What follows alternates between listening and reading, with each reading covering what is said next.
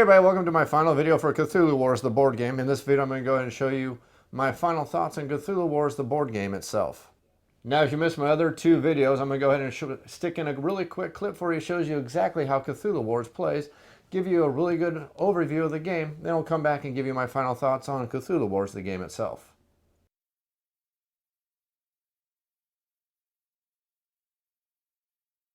In Cthulhu Wars, the end has come, the Ancient Ones have awoken, and they seek nothing but to bring doom and ruin to planet Earth. Each player is going to control one of the factions from the writings of H P Lovecraft, and your eventual objective is to be the first one to bring doom and complete annihilation to what is left of planet Earth. It's not all terrible though. At least each faction has great benefits to all their members because they're going to continue to pay you, at least until you're dead. At its heart though, Cthulhu Wars is an area control crossbred with a war-style game where each player has asymmetrical powers and they're facing off, and again, the eventual objective is to be the grand winner, and to win this game you have to bring the most doom and ruin to planet Earth. Every single turn, players are going to get power based on however many cultists they happen to have on the world map. They're going to get power based on having the ability to actually control some of the portals that lead to the other world where the great old ones come from. And they're also going to get power based on gates that just happen to be open that aren't controlled, or very rarely they're going to get power based on special abilities they've learned through playing the game. Power is used to do things such as adding more gates to the game board, summoning more creatures in your faction to help attack your enemies and try to bring ruin and destruction to your opponents. It's also used to move your creatures across the land, destroy your opponents, and also take over their gates, helping you to win the game. The gates themselves are actually the key to winning the game because every single turn, at the start of every single round after all the players gain their power for that turn, they're also going to gain victory points along the doom track based on however many portals or gates to the other world they currently control with their cultists. Control the gates, control the game. Fail to control the gates, and you're going to lose. Adding to the fun and the replay value of the game is the asymmetric powers between each of the opponents, the factions playing the game, based on unique spell books, which are unique to every single faction. Gives you special abilities that are unique only to you. They're going to help you conquer your opponents. Unique creatures based on the writings of H P Lovecraft that have various strengths, various powers, and various abilities that help bring ruin to your opponents. And of course, let's not forget the great old ones themselves who like nothing more than to relish in the destruction of their opponents. Combat and gameplay is very, very quick and simple thanks to very simple dice mechanics for the combat phases. And also the fact that players don't all get to take their actions at once. Players are going to take turns spending a little bit of power doing one action, then passing the next player. And they're going to continue to go around until everybody's completely burned up all their power. Part of the strategy is using your power at the correct times, using your power wisely, and not overburning your power and leaving yourself a sitting duck for your opponents to come back in, destroy you, and take back what you have taken from them. In Cthulhu Wars, victory goes to the first faction who can find all 6 of their spellbooks, bring the Doom track up to level 30 or more, and bring ruination to the Earth.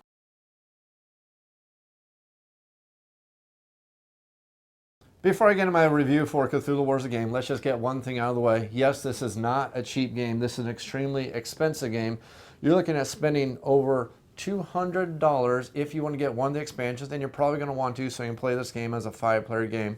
You're looking at $260 for this game, and if you forget, there's a very nice price sheet right here. Base game $200, every single expansion just to add one more player. You got an option what expansions you want, but they're $59 a piece. So yeah, if you want a 5-player game, and the game is designed to be a 5-player game, how do I know that? Well, there's a 5-player map that comes right in the base box, so obviously they're meant for it to be a 5-player game. But my point is, if you're planning on doing that, you're looking at spending $260 for one board game. Now the question you need to ask yourself is this game worth $260 when you can go out there and find games that are probably going to be almost as good for about $50? Is this really the Bentley of the board gaming world? We can go ahead and look at the components for the game. I mean, these are gigantic, fantastic, very well sculpted miniatures, and these are for all the great old ones. You have some gigantic pieces of plastic here. I mean, you can tell they put a lot of money in this game. Them asking $200 for this game isn't just because they want this to be some kind of rare game that hardly anybody's going to get a hold of. This game is $200 because we got thick cardboard, we got gigantic plastic miniatures, and I can't emphasize enough, these things look pretty darn awesome, and they're not even painted. I can't imagine how awesome they're going to look once somebody takes the time to paint them. And of course, if this was my copy, and it's not, unfortunately I didn't back the game, so I'm kind of out of luck on that aspect. But if this was my copy of the game, I would be spending the time to paint these, and these look just even 100 times better once you take the time to paint this game. So yeah, you're getting $200 worth of game here, but the question you need to ask yourself, is the game itself worth $200? Let's go ahead and look at Cthulhu War's closest competitor, which is basically going to be Chaos in the Old World. And I know a whole bunch of people are going to jump up and say, this is not Chaos in the Old World. And you're right to a point, but there are similarities between the two games, and the similarities are more than skin deep. Sorry, bad joke. Board looks like skin. Yeah, I know, terrible. Forgive me later.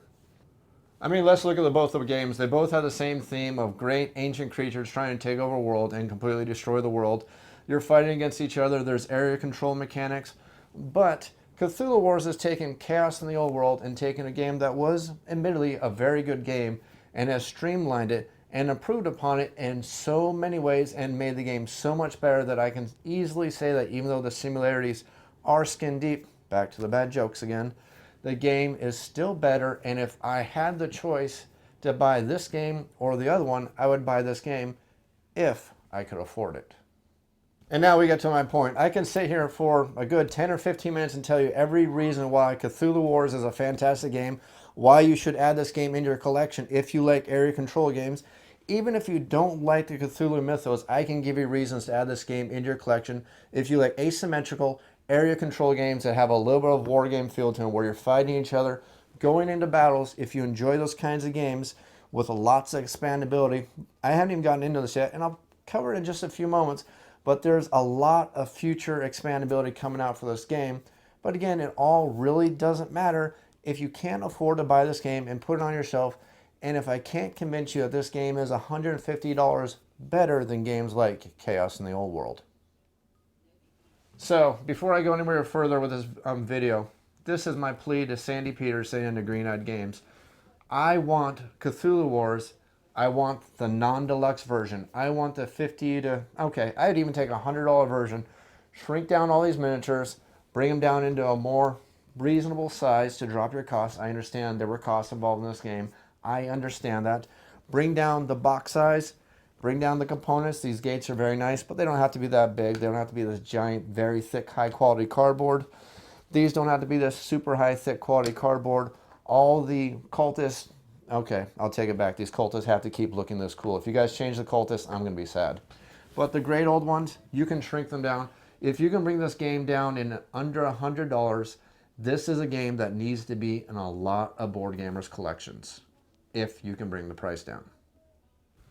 Enough about harping about the price now. Let's go ahead and look at what Cthulhu Wars exactly is. This is an asymmetrical game. I love asymmetrical games. They have tons of replay value.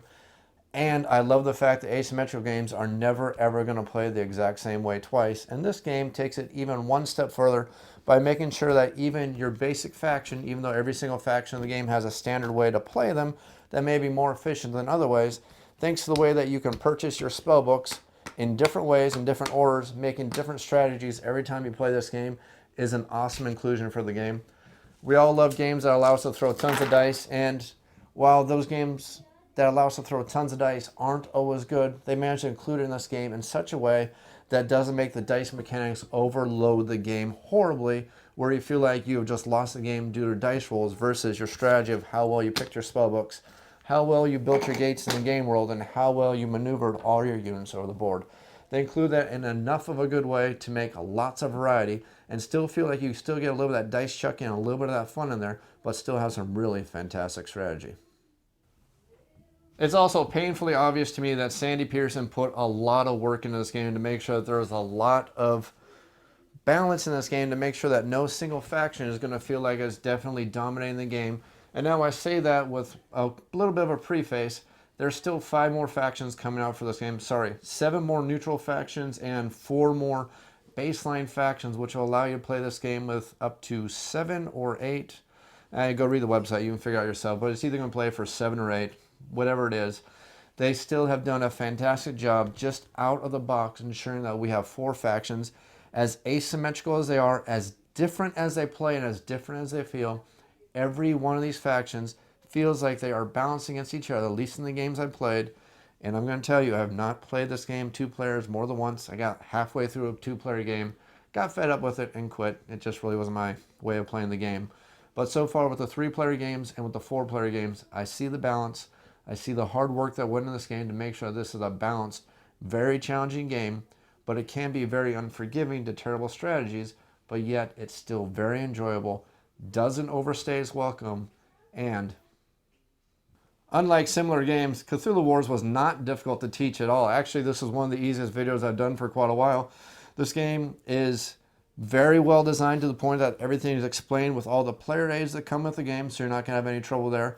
The game is broken down into 4 very simple and very easy phases. They did a lot of things to make sure that the game is easy to teach, easy to learn, easy to play, and I'm just going to say this is one of those games that I can box up. Okay, in my case, I'm going to have to box up because this isn't my copy, and unfortunately, as soon as I'm done recording this video, I have to box up and return it to the owners. But this is one of those games that you can easily box up, open back up in a couple months, have a quick refresher, and you can be out there playing this game, having a heck of a lot of fun because the game plays that well.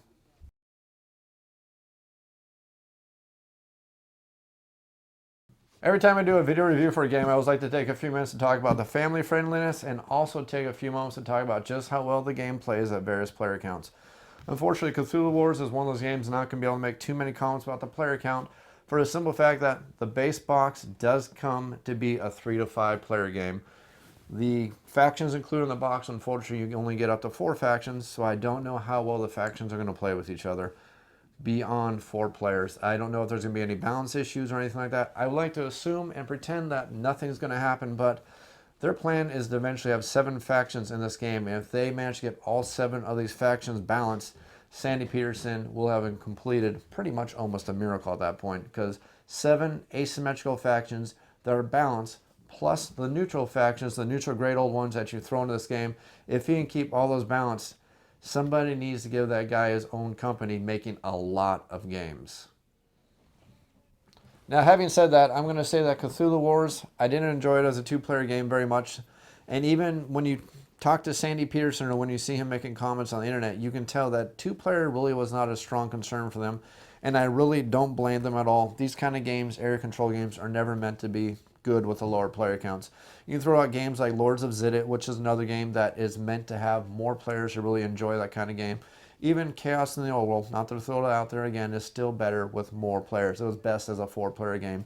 No different with Cthulhu Wars. The game is just going to be better with more players. 3 players is still a good game, but I've had the most fun playing Cthulhu Wars as a 4-player game with all the interaction of the factions. This very, very tight board, although I have to give props to Sandy Peterson and Green Eyed Games for the fact that they did make a double-sided board, making sure that the board does shrink down and keep the area control mechanics very tight the entire time through, because you're having less area and a smaller player count game, which is something that a lot of companies seem to forget when they make these kind of games. If you want to allow lower player counts, you got to shrink down the board to make sure that area control still stays as tight as it can be, which is half the fun of these area control games. So I'm going to say, thanks to the adjustable board size, the game is still enjoyable 3 or 4 players. I think it's going to get even better with 5 players once one of those extra factions comes out. And I think people are going to have a heck of a lot of fun with this game as a 5-player game. Of course, that's an assumption on my part, but just as much fun as I've had with 4 players, and seeing how much better that is than a 3-player game, as long as everything is balanced, I think 5 is going to be very, very awesome. Now, to take a few moments to talk about family friendliness. It's a mythos game. It's a dark topic. You're sacrificing cultists. You're having these great ancient old ones who have nothing better to do but to destroy the entire planet and seek world domination. Not really a family topic. Sure, the game is easy to teach. A lot of your player aids are extremely well done, so you don't have to worry about explaining this game very much to people who are younger. But it's not a topic or a source for the younger minds. I'm going to say this game is probably best for the 13-year-olds or higher, just because of the subject matter, not because of how difficult the game is to teach, but just because of the subject matter. Although if you're comfortable with sacrificing cultists, demons coming and destroying the world, you probably get a 10-year-old to understand how to play this game and play this game pretty darn well.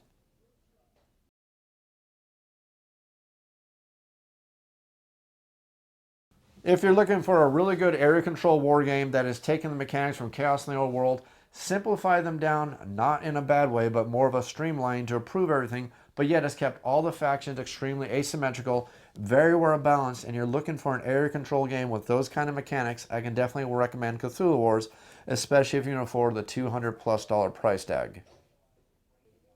Now, I know a lot of people are going to be kind of bothered about the constant comparisons this game is going to get to Chaos in the Old World.